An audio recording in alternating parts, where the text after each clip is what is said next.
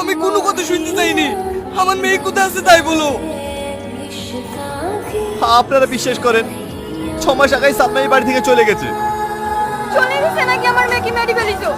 সত্যি করে বলো। আপনারা কেন বিশ্বাস করছেন না? আর আমি আপনার মেয়েকে মারতেই বা যাবো গেল?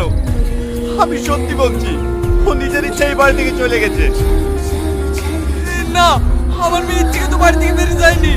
তোমরা তাকে জোর করে বাড়ি থেকে বের করে দিয়েছো। আমি যদি আমার মেয়েকে না পাই আমি ছাড়বো না। আমি তোমার নামে থানায় কেস করবো। আপনারা যা কিছু তাই করেন, প্লিজ এই বাড়ি থেকে আপনারা বেরিয়ে যান। আমাকে একটু শান্তিতে থাকতে দেন। কেউ এই বাড়ি থেকে যাবে, সবাই এই বাড়িতে। দরকার হলে তুমি এই বাড়ি থেকে বেরিয়ে যাও। স্নেহা, তুমি এই কথা বলছো?